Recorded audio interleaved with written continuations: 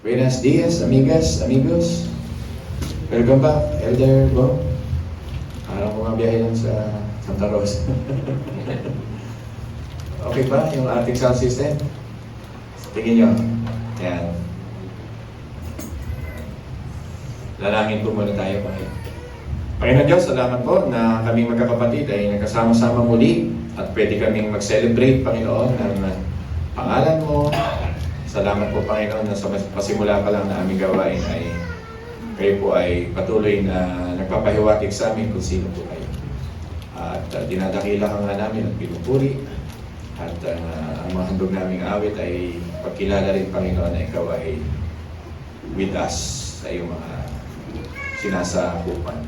Salamat po na marami na kaming mga anak mo ay magkakasama. Ang Santong Espiritu, ang aming guro, ano man ang distraction sa aming buhay ay nawa ay maitaboy namin sa malaking lugar. At talaga nga akong itago mo ako sa iyong likuran. Ikaw lamang ang masunod, ang gusto mo lamang siyang maipahiwatig at ang nais mo lamang siyang maghari sa aming lahat. Salamat po na marami. Thank you for your perfection that covers us, even me, even your people. Thank you that love that covers a multitude of sin as you promised to us. You are God of grace, God of generosity, a God who gave us everything, including your Son. Kaya tulungan niyo po kami lahat sa umagang ito na nasa ilalim ng iyong pag-ibig. Maraming salamat po. In Jesus' name we pray. Amen and amen. Tuloy po natin ang ating pag-aaral. Tama-tama, din ba kami nag-usap ni Ses? Maganda inawit mo yung Emmanuel.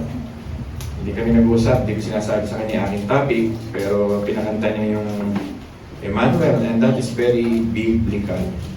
Napakaganda. Taken from Isaiah chapter 7 yon. At talaga natupad yon 700 years. Yan. Alamat din, Jess. Talagang ikaw ang presider ngayong araw. Kasi talagang presider malaki ang role pagka abalaho yung mga naka-assign, yung mga hindi makakarating dahil may mga gathering, may mga trabaho. At salamat yung inassign ko ay ready. At malaking bagay po yan para tuloy-tuloy ang ating gawain. Salamat sa special member, Amaros. Says, very accurate sa aking application na inihanda kanina. It's about the presence of the Lord. Kaya sabi ko, talagang sakto. Sakto ang lahat. Purihin ang Panginoon. 700 years bago dumating ang Panginoon na isulat ni Isaiah ito. At si Isaiah po, kaya niya isinulat ito, wala naman sa isip niya yung eksaktong Jesus Christ. Siyempre, banal na spirito ito na nagkakaroon ng propesiya. Alam mo, ang paborito kong nagpo-propesiya sa Biblia talaga, lahat naman tayo may paborito si Isaiah. Kasi si Isaiah po ay talagang very accurate kung mag-prophesy. May manganganak na isa, ano sabi niya? May manganganak na isa, Birhen. Isipin mo, alam na kagad ng propeta Isaiah na magkakaroon ng tinatawag na isang babaeng manganganak. Diba? Isang babaeng manganganak.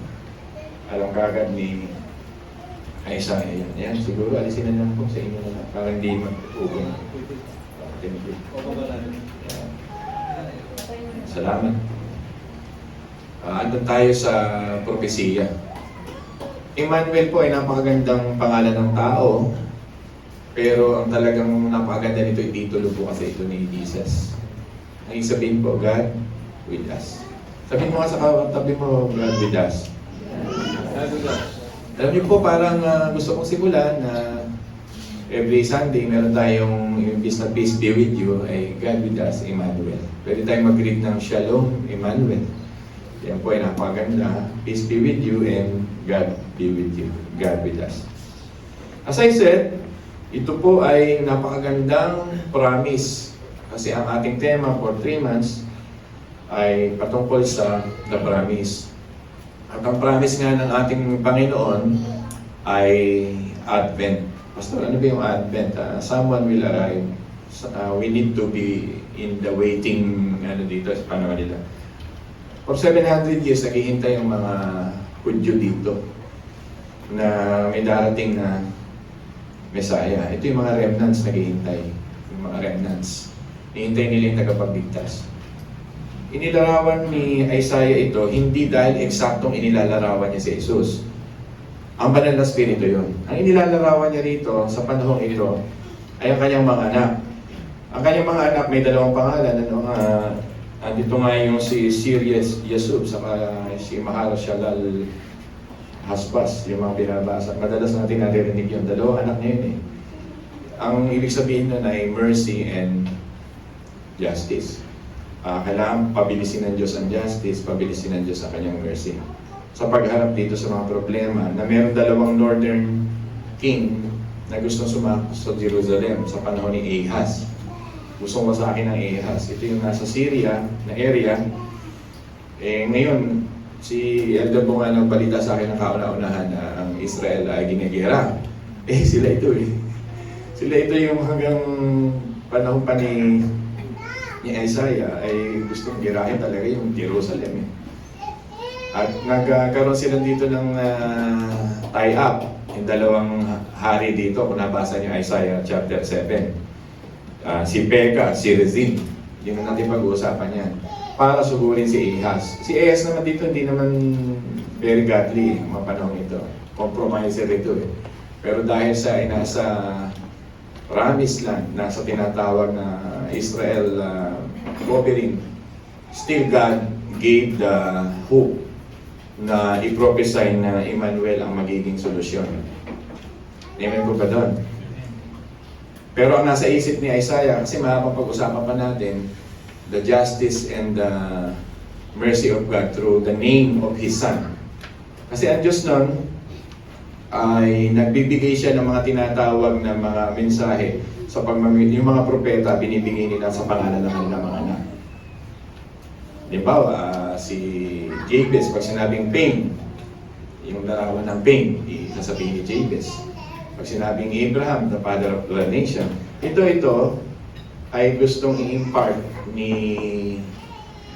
Isaiah. Clear po ba na ang Diyos ay full of mercy at ang Diyos ay full of justice? Pero dito naka-line na gusto dito si Isaiah na huhukuman din ang dalawang leader na ito na gustong wasakin ang Jerusalem.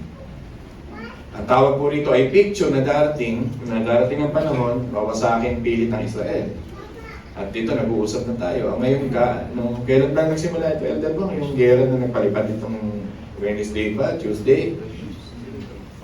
Hundreds of missile at may mga tumama talaga sa Israel. Hindi nag-function yung ibang Iron Dome. Yung hindi natatapos.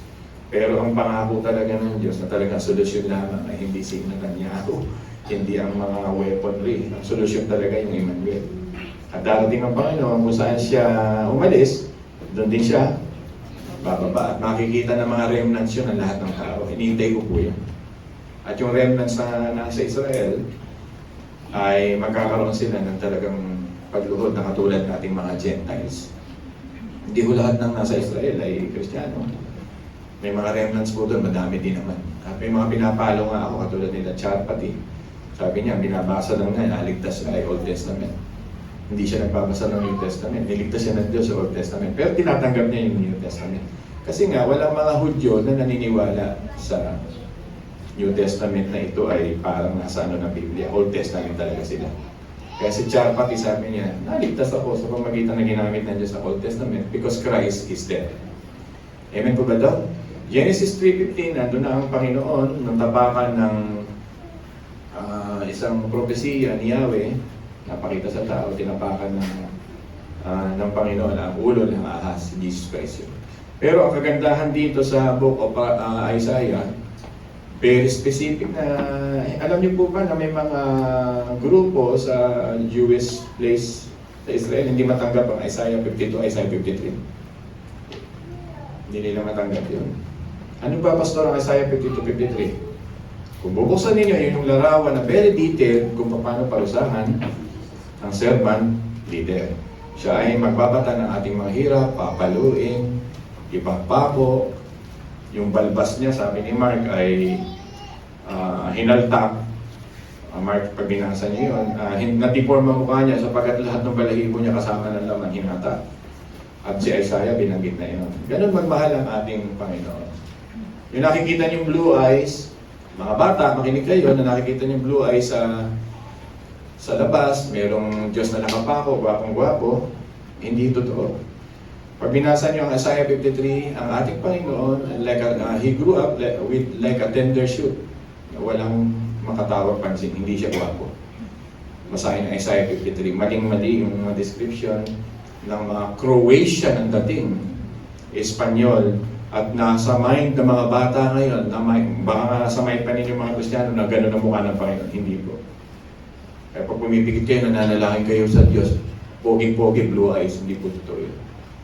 Isaiah 53, wala siyang anyong makatawag pansin. Ibig sabihin, hindi gwapo Panginoon physically. Pero siguro, as an ordinary person lamang. Hindi na ako magdedwell doon. Ang gusto ko lang sabihin sa inyo, but He is the promised child na dumating dito sa sanlibutan ito. Ngayon, andito tayo sa Matthew 7. Pinabasa ko sa inyo yung verse 13 and 14. At sinabi ni Isaiah, makinig kayo, sambahayan ni David. Hindi pa ba sapat na subukin ninyo ang pagtitiis ng mga tao at pati ang pagtitiis ng aking Diyos ay iyong sinusubok? Dahil dito si Yahweh mismo ang magbibigay sa inyo ng palatandaan. Maglilihang isang dalaga at magsisilang na isang sanggol na lalaki at tatawagin sa pangalang Emmanuel. At yun po ang Panginoon Jesus. Ang tawag sa akin Emmanuel. At inintroduce siya, kaya binanggit ko ang Matthew chapter 1:23. Inintroduce siya ni Matthew bilang Diyos. King God. Kagad, ganun ang introduction ni Matthew sa kanya. King God who is with us. Kaya God with us. Amen po, mga minamahal. Alam niyo po, ikamamatay kong pangangaral ng salvation hindi matatapos. Napaka-lusog, napaka-raming gustong sabihin ng Panginoon sa kaligtasan. At kailangan ko mangaral sa inyo ng kaligtasan, hindi yung mga positive vibes o yung mga devotion na nakapagpapa-motivate lang sa inyo. What really important for us to be saved. Wala nang iba. Makamtan nyo man ang buong sanlibutan dito sa lupa. Pag napahamak ang kaluluwa nyo, you lose everything. Kaya dapat ang pulpitong ito ay lagi ipangaral sa atin ang gospel. Maniwala po kayo. Yun ang pinakamahalagang makukuha nyo rito sa lupa, ang kaligtasan. Kasi naisip nyo ba minsan kung mamamatay ka kung saan ka pupunta? Di ba? Ay concern ng Panginoon kung saan ang iyong destination. At ang destination na yan ay ang buhay na walang hanggan sa piling ng ating Diyos. Kaya dapat ito laging nire-review kahit pa ulit-ulit ang Christmas. Kasi nga, that's what we need. Maligtas tayo at tatakpan na nito ang lahat ng ating mga pinagdadaanan sa buhay. May problema ka man ngayon sa asawa, may problema ka man sa trabaho, may problema ka man sa kumpanya, meron ka man problema sa iyong karamdaman. Makukover up lahat yan pag alam mo may kaligtasan ka. Naintindihan niyo po kung ibig sabihin? Magkakaroon ka ng joy, magkakaroon ka ng peace, magkakaroon ka ng malalim na hope, magkakaroon ka ng direction in life. And it will contribute na yung healthy spiritual living pag alam mong safe ka. I hope you are safe. Amen? Amen. Magsimula na pa tayo sa ating patuloy na pag-aaral. Si John Wesley, founder po siya ng Methodist Church. Bago siya mamatay, ay ito ang mga huling salita niya. Ang last word niya, Emmanuel. Sabi niya sa mga nakapaligid sa kanya. Ibig sabihin, God with us. Sabihin niyo nga ulit, God with us. God with us. Diba? Sa English ay tatlong salita ay God with us. Sa wikang mga original ay isa lang, Emmanuel. Title. Yun po. The promise Christ, the promised Messiah, who is with us. Una, pag-uusapan natin yung Jesus deity. Dito yan. Pangalawa, yung kinanta natin, the glory of His presence. Nandun yung point eh.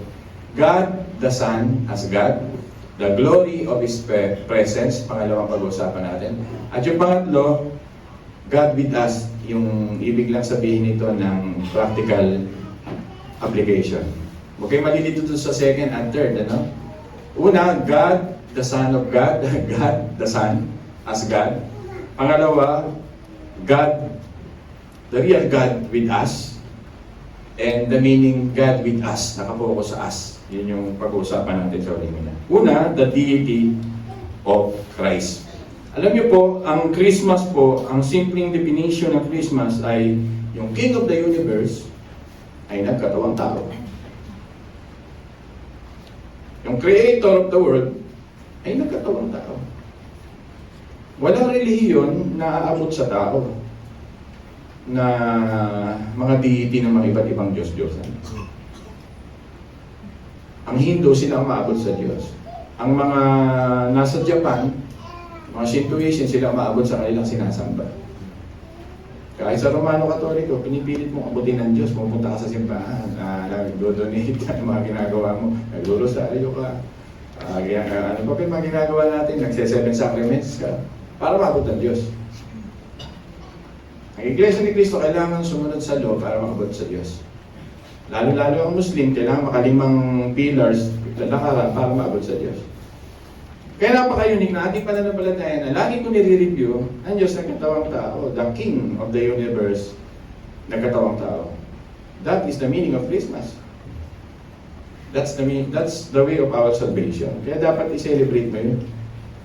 Amen po ba doon, mga minamahal? Unique po yun na ang Diyos ang umabot sa tao. Kaya kailanman di maabot ng Diyos. Arminianism yun. We are reformed, nasa ilalim parang Calvinism. Very biblical, na ang Diyos ang umabot talaga sa atin. Kailan maabot ng isang patay ang Diyos? Kaya yung mga patay, pinipilit mag-practice ng relihiyon. Katulad ng mga Pariseo na gumagawa ng batas sa loob ng isang batas para maabot ang Diyos. Ako, kahit anong sikap mo, hindi mo maabot ang Diyos, patay ka. Maliban ng banal na spirito ay buhayin ka. Tawag dito ay to illumine, or to enlighten, or to open your heart, or to regenerate. Kaya salamat sa Diyos. Sabihin mo sa katabi, thank God. Iligtas niya tayo. Kaya tayo may karapatan mag-celebrate ng Pasko. Yun po. Kaya secondary na yung may mga palamuti tayo katulad ng nilagay ko. Yung may gift giving tayo yung 23, 24. Yung may family gathering. Secondary na yun. Todo importante yun. Ang primary ay the reason of the season. Sino po yun? Kaya pinadrawing ko si Carlin para maalala ninyo na yun ang dahilan kung bakit nagtitipon tayo. Diba? Right away ay inintroduce ni Matthew si Jesus Christ as God. God with us. Yan ang laman ni Matthew. Ang napakaganda. Si John, inintroduce si God, si Jesus Christ as God. Ano sabi sa John chapter 1? The beginning was the Word, and the Word was with God. And God is the Word. John 1:14, and the Word dwelt among us. 1 John, kung binasa niyo yung mga wika niya, ganun din. Even the Genesis chapter 1 talks about our Lord Jesus Christ. Napakaganda. Hanggang ngayon ba ay may pagdududa pa tayo sa ating Panginoon Jesucristo? Na parang Iglesia ni Cristo na iniisip nila, may isang lamang Diyos. Ang tunay na Diyos, ang Ama. Sabi ng Jehovah's Witness, may isa lamang Diyos, ang Ama. Si Cristo ay propeta lang. Kaya ako binabanggit ito, meron bang propeta na nagsabi sa Acts chapter 20, 28 to 29, God purchased His church in His own blood. At tinutukoy dito ni Pedro, nangaral nito, God purchased His church by His own blood. Ang sabi niya rito sa nag-purchase ng kanyang church ay God. Amen po ba doon? Kaya si Kristo na nag-purchase sa iglesia, nagbayad sa ating mga kasalanan, ay sinabi ka rin ni Pedro sa kanyang pangaralan, He is God. Kaya yung communion mamaya, ito ay gawain ng Diyos. Huwag niyo isasasantabi ka, hindi parang si Kristo yung tao lang. Kaya tinuturoan na kayo ng Biblia rito. God purchased, si Christ yun yung nag-purchase. Ang tawag nga sa kanya ay God. Amen? Saka nakakita na ang Diyos ay nagpatawad ng kasalanan. Diba? All sin is against him. Parang kwentong ganito, halimbawa sinapak mo ko Kuya Hill, nag-away lang tayo, sinapak mo ko. Tapos sabi sa akin ni Elder Bong, nung ikaw medyo nag-repent na, sabi ni Elder Bong, pinapatawad na ang iyong kasalanan, sabi siya sa iyo. Sino ba dapat humingi sa akin ng magpatawad sa iyo?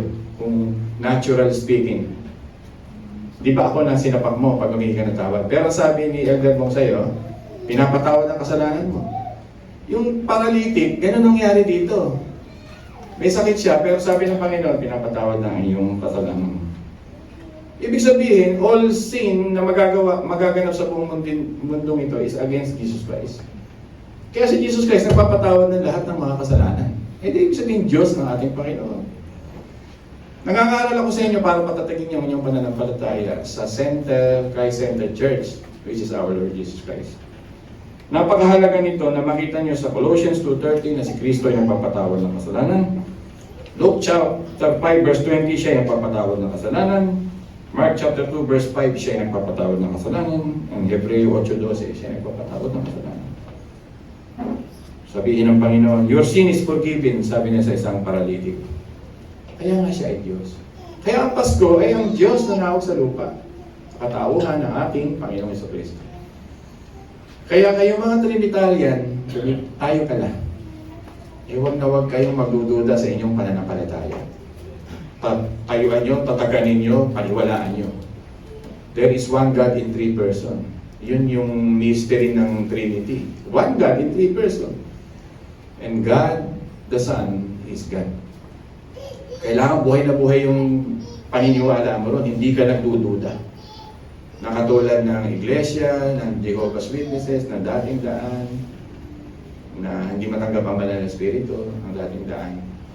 Kasi nga, they try to explain God by logic. They try to explain God by 1 plus 1 equals 2. Ang Biblia ay hindi gano'n.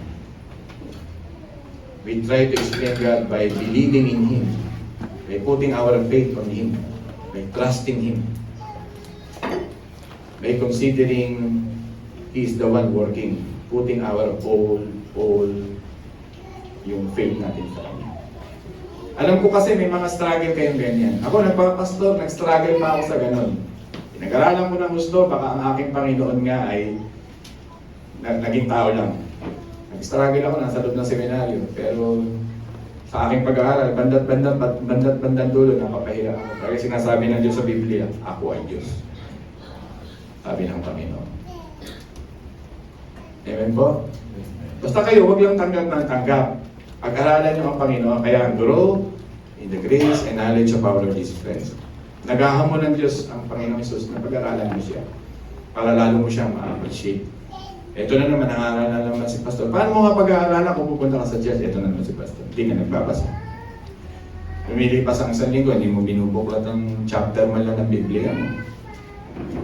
At akala mo ng relihiyon ay pagpunta lang sa church ay nakapag-practice. Kailangan ulit-ulitin ko ito. You will never grow without the Word of God. You need to read it. Kahit kayo nag-aaral, nag-visit, nagtatrabaho sa inyong mga trabaho, dapat may Biblia kayo nagsusulat. At inaalam nyo yun. Hindi yun disiplina lang na sinasabi ko sa inyo. Buhay mo yun. Magpapalakas sa iyo yun upang mag-grow ka sa grace and knowledge of Jesus Christ. Lalo na kung hinahamon ang ating pananampalataya. Romans chapter 14:11, every knee will bow to Him. Siyempre yung mga anghel, may mga din yan, lulod sa Kanya. Sinabi nga sa Hebrew chapter 1 verse 6, even angels, creation will bow on Jesus Christ. Kaya talaga siya ay Diyos. Nung sa panahon ni Pedro, nung sila ay niluluhuran, at niluluhuran ng mga Hudyo, itong mga anghel, ano sabi ng mga anghel nung niluluhuran sila? Naalala kayong kwento nung niluluhuran ng mga anghel? Ano sabi nila? Tumayo kayo. Kami, ikatulad nyo rin? Kami, ikatulad nyo rin nilalang. Kami, ikatulad nyo rin nilalang ng Diyos. Kaya yung mga anghel, pinipigil na nila yung mga tao na luhuran sila. Tayo, baka may lumabas na anghel dyan, sambahin natin. Ganyan ang bigas sa tao. Pero ito, pinipigil ng mga anghel. Si Jesus Christ, nung lumuhod si Tomas, hindi niya pinigil si Tomas. Sapagkat alam ni Jesus na siya ay Diyos. Nakikita ng mga tao na niluhuran ni Tomas ang Diyos. At bawal na bawal sa isang Hudyo ang lumuhod sa isang tao. Pwede kang patayin at patuhin sapagkat may kinikilala kang ibang Diyos. Hindi siya pinigil ng Panginoon. Sapagkat ang kaharap niya, ang sabi ni Tomas, "My God and my Lord." Sabi ng Iglesia ni Cristo, nagulat lang Eka, kaya nasabi nila yun. Nagulat lang Eka, kaya nasabi ni Tomas, "My God and my Lord." Eh di kung nagulat, sinaway sana ni Jesus. Sabi ni Jesus, "Oy, hindi ako Diyos ha?"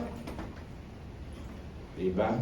Tapos nagsalita ang Panginoon, "Mapapalad ang mga taong nanampalataya sa akin kahit hindi ako nakikita." Kaya dapat dito pinayayaman natin ang Pasko sa ating puso na ang ating Diyos ay nagkatawang tao si Kristo. Amen po ba yun? The earliest Christian worship Him. People listen. Sa mga Hudyo bilang monotheism, hindi sila polytheism. Pastor, ang layo na sinasabi. Pag sinabing monotheism, isa lang ang sinasamba nila. Yung mga pagano, marami dito mga polytheism. Yung panahon ng Acts chapter 17, marami mga Diyos-Diyosan, mga pagans kasi yan. Pero ang mga Hudyo, napaka-stricto na sumamba sa iisang Diyos. Pero sa panahong ito, ni Jesus Christ na siya ay nagkatawang tao, yung kanyang kapanalig ay sumasamba sa kanya bilang Diyos. Alam niyang Mesaya ang kaharap nila. Pero sila'y Hudyo. Nandun na sila sa isang relihiyon na meron ng pwedeng maging skeptic at sabihin, gusto ba talaga ito? Nag-aaral ng gusto kasi ang mga Hudyo. Pero sinasamba ng mga Hudyo ang kaharap nila si Kristo, Panginoon. Ang nagpapatunay na talaga si Kristo in the early church period ay Diyos. Diba? Ang mga Hudyo hindi kagad sasambayan. Pero siya ay sinamba. Hindi mo maloloko ang mga Hudyo. Pero sinasamba nila si Jesus. They believe He is perfect. And they saw the glory of God in Him. At nagmamatch ang claim ni Jesus Christ that He is God. Nare-realize ng mga disciple na ang kanilang kaharap, ni Pedro ang kanyang kaharap ay Diyos. Na tumilaw ang manok na magsalita. Ang Diyos ay i-deny mo, nalaman niyang Diyos si Kristo. Buhay na buhay. Who is this? Who is this? Who is this? Yan ang lagi sinasabi. Kasi alam nilang Diyos sa kanilang kaharap. Lumalakad sa ibabaw ng tubig. The only answer, He knew that He is God. Bakit nila naranasan si Kristo nun? Because God is with us. God with them, panahon na mga God is Emmanuel in their lives. Nagkatawang tao ang Diyos para sa kanilang mga buhay. At ang taong ito, na tinatawag nating Diyos, ay namatay para sa ating mga kasalanan.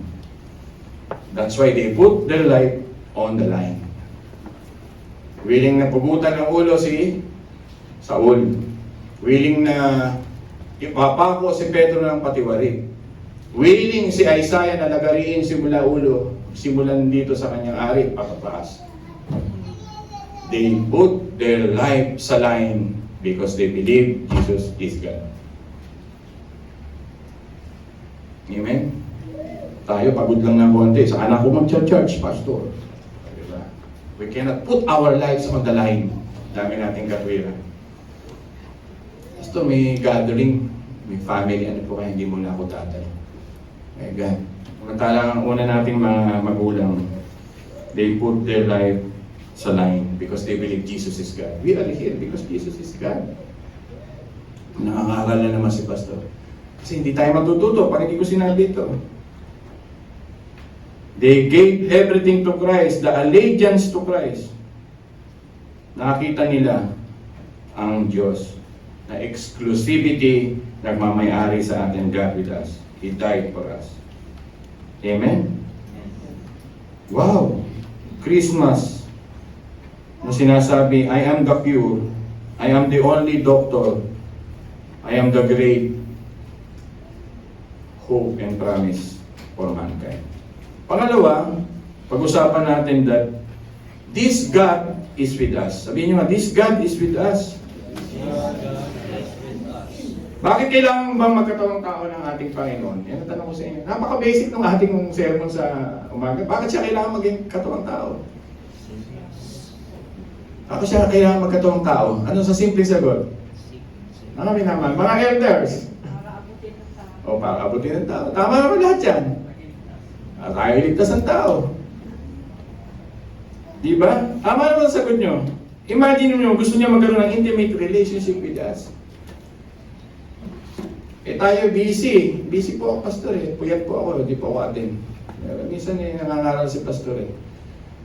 But our Lord Jesus Christ, gaano kahalaki yung ginawa niya para abutin ka? Yung simpleng gagawin mo para maging near sa Kanya. Gaano kalaki yung ginawa niya para maging near siya sa'yo? Di ba? Wala tayong dahilan na magagawa. Kahit anong dahilan dito sa lupa na ikakatwiran. Yun ang sermon na binabanggit ko sa inyo. I hope many will grow about this sa ganitong mensahe ng Panginoon. He showed up. He became our witness. Nakakatakot kung panahon pa natin ang Old Testament na ang Panginoon ay nagpakita sa isang terrifying wind.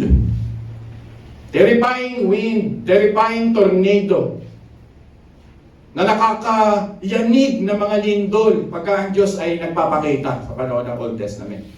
Nabibiyak ang mga lupa, kumikidlat ang paligid, nayayanig ang buong bundok. Gusto mo bang ganitong magpakita ang Diyos sa atin sa panahon ng Old Testament? Parang ganito. Sa panahon ni Moses, blazing fire. Sa panahon ni Abraham, a smoking furnace, sabi nga. Sa panahon ni Elijah, panahon ni Job, ay tornado. Terrifying, punong-puno ng terror pag lumalabas si Yahweh. Pag lumalabas ang Diyos. God is Emmanuel. Nagkatawang-tawang Panginoon. In a form of, kaya ako pinadrawing. In a form of, pakilakas po, ano yun nakikita niyo?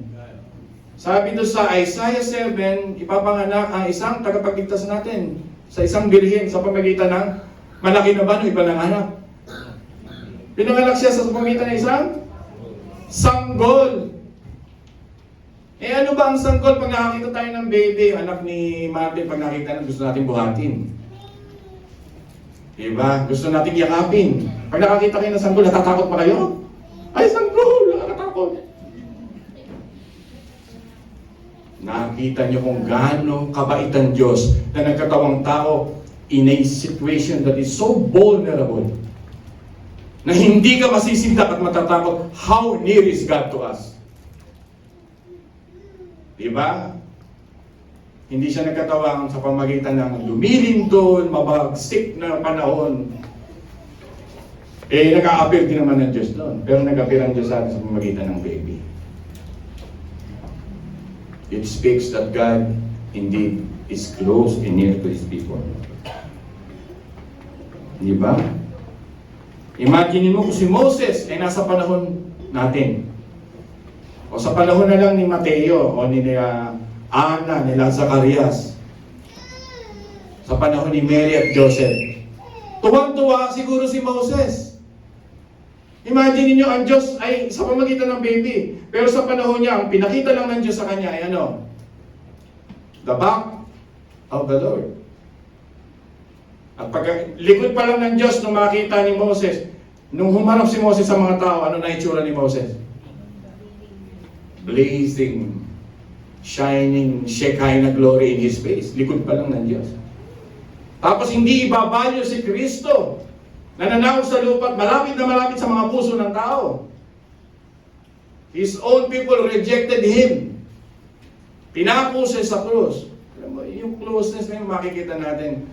Yung Espiritu Santong bumaba mula sa langit. Naku, pag pinag-aralan natin ang Pentecost because of that, yung shining glory ni God through the third person of our Lord Jesus, of God, ay nasa sa atin. Kaya ang Pasko ay napakasarap. Isipin ang ating Diyos ay nagkatawang tao. Sabi nga sa John 1:14, He tabernacled with us. He dwelt among us. Diba? Napakasarap isipin. So where is your joy? Ito yung mga tanong.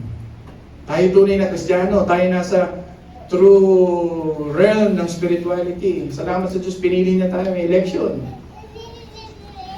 Ang gusto nyo bang church, kailangan na malaking malaki, talagang puno ng relics. Ano bang gusto nyo sa simbahan? Yung talagang magnanimous pastor, pag pumasok ka parang cathedral o pag nagpunta kayo sa Roma, ano pangalan ng mo?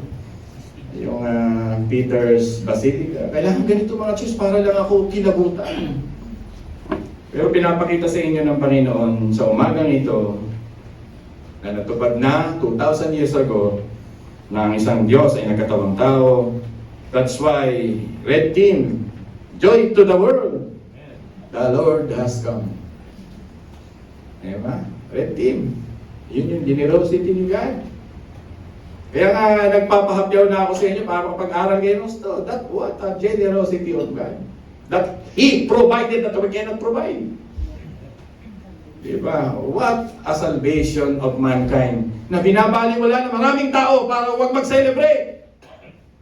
Diba? We need to celebrate. We need to be happy. We need to be really in the passion of joy spirit. Yes, may Pasko. May Pasko, wala akong regalo. Kahit walang regalo, basta ikaw may buhay na walang hanggan kay Kristo. Sabi ni ba, Pastor, okay, pero hindi kayo papayag, may regalo pa rin. Kaya nagme-mensahe sa inyo, Panginoon, ngayon, parang December na, we need to celebrate. We need to be excited about our worship, our fellowship. O, kailangan maraming magising dito ng mga tao na nabubuhay sa kalooban ng Diyos. Bakit siya nagkatawang tao na katulad ng isang bata? Ang ating Diyos na Creator of the universe, King of the universe. Because the Lord will eliminate all the barriers na paglapit sa Kanya. Lahat ng terror na ma-experience ng tao na paglapit sa Diyos ay binubura ng Diyos. Gusto kasi ng Diyos na magaan tayong makakalapit sa Diyos. Kaya nagkatawang tao ang Kanyang anak. Siya ay nagkatawang tao. When Jesus became a man, yun ang Pasko. Papasukin sa puso mo si Kristo, yan ang tunay na diwa ng Pasko. Napakasarap isipin na ang Diyos ay hindi apoy na bumaba, but a child that you can hug. Diba? Who takes all the sins of the world and the barriers toward God. Amen? And lastly, with us. Sabihin nyo nga, this God is with us. Kanina, the God who is with us, ito naman din, with us, not with all. Sa Emmanuel pa lang, pwede ka na mag-aaral ng election. God with us. That us is the elected. Not with all. Because someday, pag dumating ang Panginoon, judge yan. Huhukuman niya ang lahat ng tumanggi sa Kanya. Tingnan ko yun. Yan. Huhukuman ng Diyos ang lahat ng nagbigay sa Kanya ng rejection. Yan. God with us. Who is that us? Diba? Sino ba yun? Yan. Okay lang po yun. Luto na ang puto bongbong. With us, invited po kayo. Sabi mo sa katabi mo, invited ka. Those us are the outcast one. Ito yung mga people na sinusukan ng society. Ito yung mga fisherman. Ito yung mga ordinary people. Ito yung may mga sakit. Ito yung may mga ketong. Hindi sila yung mga naka-Roman robe na mga tao na tumatanggi sa Panginoon. Ito yung mga ordinaryong tao na katulad natin na anytime pwede tayong lumapit sa Diyos. Amen po ba doon? So this God, our Lord Jesus Christ, if He is God with us, the point is we can approach Him anytime. We can celebrate passionately. Kailangan pumapasok ka sa simbahan, excited ka. Amen ba doon? Amen! Hindi yung sisimba na naman, hinahaltak na naman ako ng tatay ko. Napipilit ako magsimba, ang puso ko naman nasa labas. Ganyan ang tao ngayon. Ikaw dapat magkaroon ng puso na pwede kang lumapit sa Diyos anytime. Getting with Him, be near to Him. Yun namang ginawa niya, katulad na sinabi ko nga sa inyo, kung gaano kalaki para malapit sa iyo. Konting sakripisyo lang, 2 oras sa loob ng simbahan, pagpapalit mo pa. Dahil pagod ka, dahil may gathering kayo. Pastor, ang sungit na naman. Hindi ba magsungit ako kung para sa Diyos? Kaya masira ang buhay mo at wala kang pagmamahal sa Diyos. Pagdating ng 666, ikaw ang unang tatatakan pag hindi mo minamahal si Kristo. Kasi binibigay ka agad sa sanlibutan ito. Hindi ako may sabi nun, si Agustin ang nagsabi nun. People in the last day are easily to be marked by the devil because they love this world so much. Kailangan tayong lumago kay Kristo. Huwag puro head knowledge. Huwag puro head knowledge. Lagay mo sa heart mo si Kristo. Amen ba doon? Kailangan ko magsalita na rito. Ang isina ng panahon. Life is so short. Ang bilis ng panahon, maraming namamatay. Ang bilis. Sumakay lang ng bus sa mga bata. Nagkaroon lang ng field trip. Umuwing bangkay lahat. Alam niyo kung saan nangyari ito? That's it. Bilis ng buhay. Imagine mo, 16 anyos ako, naglalaro ako ng basketball, di ako papagod. Pero ay, konting takbo, ay hinihingal ako. Bilis ng panahon. Sana sabihin niyo to sa inyong mga anak at mga mahal sa buhay. Nakakahiya sa Panginoon na nagbigay ng buhay, ng pagkain, ng shelter, ng lahat-lahat sa iyo at tatanggihan mo siya. Hindi na tayo matiterify lumapit sa Diyos. Huwag tayong maging lukewarm ang response sa Diyos. Malamig ang response sa Diyos. Sala sa init, sala sa lamig. Lukewarm people of God. Ang gusto ng Panginoon, pagka nalaman mo na may Pasko sa buhay mo, every day is the day of the Lord. God is perfectly worthy of our praises today and for the whole of our lives. Amen? God gave to us the promise already. Enjoy Him, celebrate Him, be satisfied with Him. Tayo po ay manalangin at nawa sa mixing sermon ito ay marami tayong natutuhan. Ayan po ba ito?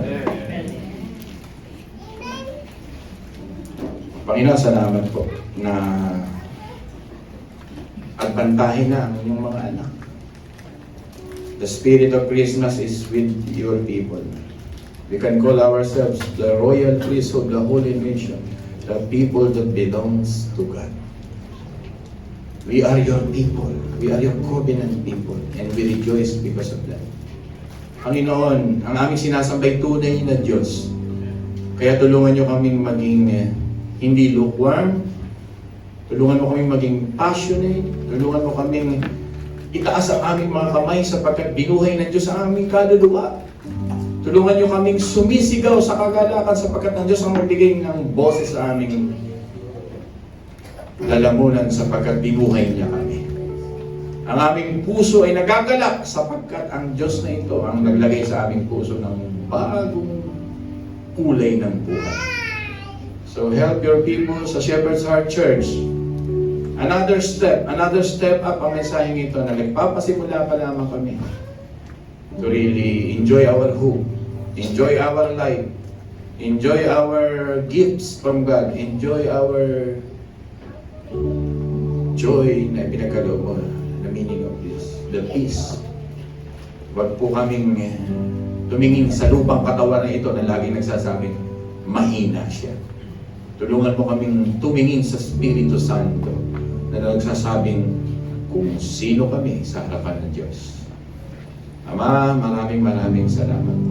Nawa ang biyaya ng kalakasan ay sumaamin lahat. In the mighty name of Jesus we pray. Amen. Yes, may sasabihin ka ba? Bago tayo mag-communion.